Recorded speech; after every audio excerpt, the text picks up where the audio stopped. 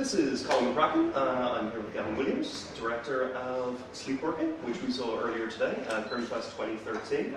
And I suppose the way that I summarised it in our brief Q&A earlier was a nightmarish sort of version of workplace exploitation. And I was just wondering if you could elaborate a little bit on your original idea. Yeah. I mean, I think that's what science fiction really can do, is sort of take kind of themes in society and kind of add that layer of abstraction, and then kind of take it, give it sort of a thrilling story, a kind of engaging story, in this case a nightmarish thriller, but give it a certain sort of thematic kind of routing, kind of that grift and bottom, that texture, and the notion of a future where people can have their brain sacked, their new architecture kind of tinkered with by scientists, so they can work essentially 24 hours a day, is kind of an extension of kind of what happens today, where people are desperate to get extra hours if they can, and just to be just as sort of to make ends meet. I mean, it's basically post credit crunch kind of science fiction, if that makes sense. Yeah, of course. And the opening scene, which is essentially a recruitment video, was one of the most chilling that I've seen in a very long time, because it sort of echoed those sort of daytime commercials which prey on the vulnerable and things like that. And I mean, it was just offering this quick solution, as it were, through the means of employment in which there is no cost. Yes, absolutely. And I think that's a kind of underlying theme throughout the whole piece, is that it's about kind of sort of this kind of rotten underbelly, that there's a sense that I wanted to kind of infect the film with a sense of unease, a sense that you kind of worry that are in these adverts, this sort of, have you had an accident at work, come with us and we'll kind of make a kind of mint of it, that kind of thing. And my notion of Sleepworking future is that people that might use this service are the economically vulnerable, people, students and kind of folks who are new to this country, the people that would least need to be preyed upon, that's sort of the most vulnerable people are those that most use it, and of course it's kind of the 1% that are kind of abusing this technology, and the whole kind of piece, the whole story is infected with this notion of exploitation at various levels, and I kind of give it a twist. I mean, when I initially conceived the idea, I kind of thought of it as sort of a bit more kind of thrillery. There's a notion of people kind of being programmed to become attack assassins, obviously. But the more I thought about it, the more I thought, well, actually, there's a darker heart to this. It's really about what people use most technology for, which is sex and violence, and that's kind of I think I pulled back from the horrible, dark kind of stuff. Yes. Centre, you bite and you go, ugh. But eventually, that's what it needs to be about. It's a dark piece, and it can use that thematic layer. Hopefully it's also an entertaining thriller. Most definitely, but one thing that I think we must emphasise is that it's not just a sort of one-dimensional socio-political statement. As an aesthetic piece, it's very intriguing as well, because it's got this very cold, clinical, medicinal aesthetic to it. And I was just wondering, sort of, what way did you construct this with your DP, and what way did you construct this sort of in the preparatory stages? Well, when I come from a writing background, I'm a writer originally, and sort of I have sort of a history of narrative. So this is my second short as a director. I've always had a visual sense, but for me, basically, kind of working with crew is kind of wonderful. Working with heads of departments, that sort of collaboration, and kind of using analytical skills to kind of enact your vision. And kind of my feeling is that it's not like a Gavin Williams film. I find that's not something kind of what I want on my film. I mean, unless you made it in your kind of your basement with some pipe cleaner and tinfoil, you just made it by yourself. All these other wonderful people, all these kind of talented people kind of help creatively, and that's kind of how I see myself. I kind of control tone, the directories, all the decisions go through you, and you kind of you marshal it, you put it together. And in terms of the visual texture of the film, I started with some interesting images. This image of people in business suits going to bed on pallets. They're kind of fully dressed, and they kind of, they're doing their kind of nightly rituals. So people might read Bibles or doing aromatherapy, or kind of cuddling teddies and stuff, and putting on kind of eye kind of masks. And that scene for me, for instance, had a kind of sort of a strange kind of golden feel, or kind of a sense of browns in contrast to the sort of second half film, which is more clinical and has that kind of acidic blues as the story gets darker, more tense and more otherworldly. And so this scene of all going to bed had a certain sort of a kind of a visual richness and colour coding in that way, but also it's finding ways of kind of sort of communicating an unpleasantness underneath it, but it is sort of synthetic. It's people going to bed at work, which is strange in itself, and finding kind of sort of visual coding. For instance, we wanted the colour of Sleepworking in the organisation to be purple, so we chose a location which had kind of purple walls, purple clothes, and that sort of thing. And for me also there was, because we didn't have very much money to create a science fiction future, I had this feeling that we need to find ways of kind of giving it visually certain sort of little hints and codes that this is the future. So in the same way as America is kind of sort of culturally kind of sort of very significant in our world today, so, American culture is sort of all over the world and sort of creeping into other kind of countries. In the Sleepworking future, the rise of China, the rise of the Middle East has become kind of influential. So in the film, their version of the iPad is a Chinese fan, which you open and then it's got a video screen on it. Some of them will have kind of sort of makeup inspired by Chinese stage makeup. We've got kind of sort of Chinese kind of prints on the walls, Mandarin collars and that kind of thing. The things that you might not kind of, they're not in your face, but they flash out the world and give it a visual distinctiveness. Yes. If you've not got the money to kind of, go into the monsters and kind of chrome everywhere and blinking lights, there's just these little hints of kind of world building. Yes, it's very important. A texture. Yes, world building I think would be the phrase that I would really latch on to in this, because it does create this sort of J.G. Ballard, David Cronenberg, David Lynch sort of dreamlike feel. There were sort of little snippets of Inland Empire, even of Brandon Cronenberg's. Antiviral. Yes, Antiviral. The relevant elements of that as well. Now, I don't want to sit and make endless comparisons, but I'm sure you understand where I'm coming from in terms of like snippets of tone or sensation that you feel when you're watching a film. And I got those when I was watching Sleepworking, and I think other people will as well, because it does walk a very strange path. It's not straight up science fiction, but it's not straight up horror either, but it does contain strong elements of both. And I was just wondering, sort of, how consciously did you play this out? Did you want this to just be a standalone, standard film and not be classified or, pigeonholed by any genre as such? I think it's interesting because I think kind of in the development process, when you start kind of considering a project, you start somewhere very distinctive. I think in this sense, I saw it as quite a kind of like thriller in essence. But through the process of thinking about it, thinking what's important to me and how I would handle it, and also there's some technical things. I mean, this is a film about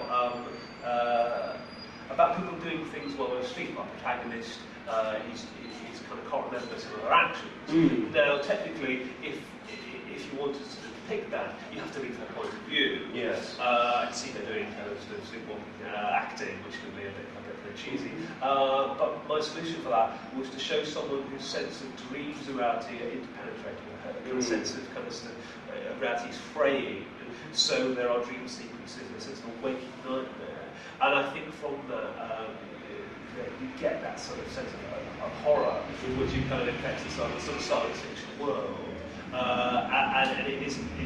I thought what I wanted to have is the whole piece of a certain sort of a flavour of kind of unease and displacement, and just an alienation. Yes. And it gradually seeps in, and it gets more extreme as you go on, as Alice's sense of reality of the world sort of breaks down, and paranoia. She can't trust anybody. She can't trust her own senses, which is terrifying. And I think that's what kind of the genre can do. It can kind of take kind of sort of real world feel and real world concerns such as workplace exploitation, or can we trust our own minds, so it's a mental illness, and elaborate and give them kind of sort of imaginative filter, which sort of turns the volume up and makes them far interesting, but also they've got that kind of solid root. And for me as a filmmaker, I started as a writer, as I mentioned, but getting the chance to sort of to take all my kind of interest, my voice, and then make them visually and expand them and make all these choices was incredibly thrilling. Yes. Making all these little details and the more the older I get, and the kind of sort of more work I'm involved in, the notion of tone becomes sort of the crucial thing about how two different people taking very similar subjects can turn out completely different works of art, particular projects, just because of how they deal with them. So it can be simplest things to do with kind of how you light a scene, the rhythms of the dialogue, how it's directed, how the kind of performances and choices in kind of presentation. All these little things kind of become greater than those sort of small starting points. And it's a very interesting process because obviously films take a long time in post-production. For instance, you asked about our colour palette, which is the final stage with kind of post-production is colour correction, grading. And taking scene by scene and saying we want it to be a bit greener, to have that sense of kind of almost of rot, of kind of infection, but there's sort of subtle touches, but they have an influence. It might be pristine and pink, a little bit of diffusion, and in every step of the process you're just tweaking it, and hopefully an audience won't be explicitly aware of that, but it all kind of plays into their experience of the film, and hopefully at the end it kind of becomes this thing which is a totality. It's totally not a Gavin Williams film.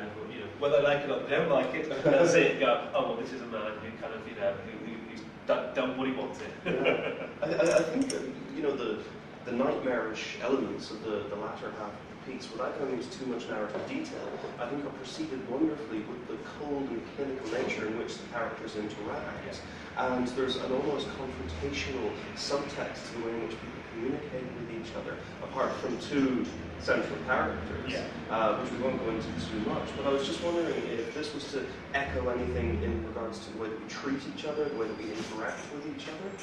I think kind of fundamental communication is sort of it's the heart of human experience. We talk, we kind of sort of, but I suppose the modern world is all about kind of trying to make communication easier, but sometimes it strips it of a kind of essential kind of heart, perhaps. Yeah. And I suppose a lot of science fiction does deal in that kind of quality of alienation. People kind of talking but not communicating. Yes. And this is a whole system that's been created for people to be exploited. There's a sequence in the film where our kind of workforce is kind of apparently asleep, and there's a calming voice giving them kind of almost motivational speak. You are good at your jobs. You're well. You kind of say you're loved. You're kind of endless positive reinforcement. Absolutely. Yes. And I think that those kind of worlds interest me about kind of about manipulation that is sort of subtle and it's kind of almost like a kind of a white noise, a kind of white noise manipulation, and I mean you see that in our world at the moment. Oh, definitely. I mean, anyone who's worked for any sort of multinational corporation or any chain business or anything like that will have seen that sort of strange psychological approach to letting people feel that they're worthy, but not actually letting people have any worth. Yeah. It's a hidden industry of manipulation. For instance, how supermarkets are designed to lead you through in certain ways to make you buy. How kind of department stores are the same. These kind of the whole kind of set of people, consultants who design these things. It's really quite sinister. And I think kind of these are the sort of areas that genre cinema can explore, and also make it kind of interesting and thrilling. It can be kind of moving and horrifying, but also you're using real jumping points as a way to kind of start you off creatively, and that's what's really thrilling to do about science fiction and horror and fantasy. It's the aliens and the monsters and sci-fi are great, but actually it's kind of the people and what's going on underneath, which is the crucial thing that you need to get right if you can. And I think that not only is that very true, but I think if you look at cinema in a historical sense, that you find certain cycles, and you find certain, not so much trends, but patterns that emerge. And one of the things that happened in the late 80s and early 90s was when horror was starting to burn itself out a little bit. We'd become saturated with sequels and franchise reboots, and science fiction really took a lot of the attention in the early to late 90s. And I'm just wondering, do you see a cusp or a change in the sort of general consensus again, that we're leading towards a slightly more intelligent type of science fiction film at the moment? I certainly hope so. And you can see green shoots, I think. Things like Moon, things like Monsters, District 9, Another Earth, sort of socially engaged, kind of sort of high concept or kind of sort of thought-provoking science fiction. It is, I think, on a kind of sort of on a rise with things like Charlie Brooker's Black Mirror, which is interesting because a lot of people have sort of likened Sleepworking to Black Mirror, even though it was conceived and shot before. But I think that shows there's something in there's something in the kind of the cultural atmosphere which is sort of is bringing these kind of similar kind of stuff, filmmakers and practitioners to these sort of subjects. So I hope so. And in the same way as you described that, in that period horror was burning itself out. These days, big budget kind of stuff movie making is kind of stripped of then it has to be four quadrant, it has to appeal to everybody, and so it can't offend anybody, and it can't be kind of dealing with these sort of theoretic discussions underneath. So I think it's got certainly that's somewhere I would like to go, and really want to continue these kinds of science fiction. That would be wonderful. I mean, with the sort of permeation of technology and the impeachment of extrinsic controls over our own personal lives, I think there is a big, sort of need for this kind of cinema that asks these types of questions and makes people think about what way they are conducting their day-to-day lives, be that through personal communication, familial relationships, or employment itself, And I was just wondering, are any of these themes something that you would like to adapt into a further feature, or would you sort of take a slightly different slant on? I certainly am very interested in the notion of exploring this sort of sleepworking kind of universe, this future. It seems to me that actually there's a lot of areas of science fiction that aren't really exploited in science fiction at the moment. I mean, some notions of transhumanism. It seems that people kind of in science fiction films are kind of 100 years in the future, but they're exactly like we are today. Whereas I kind of think that even now you can see how we're starting to manipulate ourselves psychologically and neurologically, and in the sort of the sleepworking future, there's this sort of notion of neural cracking that scientists have worked out how to tweak the brain in all sorts of ways. In sleepworking, we're dealing with workplace exploitation, and it's making people so that they can do work when they're asleep, tasks. But I've got other ideas. For instance, I had a feature idea called Love Locked, which is about crime and punishment in this world, where a man commits a crime, and his punishment is that he's sentenced to have his ability to love removed medically for 10 years, and he goes back to a state he can't feel any love for his daughter, his wife. He freaks out, he leaves, and he tries to get this removed, and he hooks up with this band of hackers in the same way we've got Anonymous today, and kind of stuff. Computer hackers, they've got kind of brain hackers, and they knock you out on the living floor in the kitchen, and then can open up your brain. So it's an interesting kind of future where we're kind of sort of adapting ourselves, and this, and it doesn't have to be even a very kind of expensive form of cinema, because a lot of things are subjective. They're about people's experience. If you're cracking someone's brain, you're changing how they see the world, then the way a film might deal with that is kind of quite subjective as well. For instance, in Sleepworking, there's a slightly kind of notion of being almost like Alice in Wonderland. There's a surrealism. There's a sequence where our heroine has which may not be a dream sequence, where she's kind of moving through a forest of pajamaed legs, that kind of thing, and there's that notion of kind of extraordinary imagery and surrealism. People in suits going to bed work really appeals to me. I think I love the work of people like Michelle Gondry and Spike Jones. What Wild Things Are, and one of my favourite films for us to use is Eternal Sunshine of the Spotless Mind, which I think is an extraordinary piece of work. It's wonderful. Excellent. Well, thank you very much for your time this evening.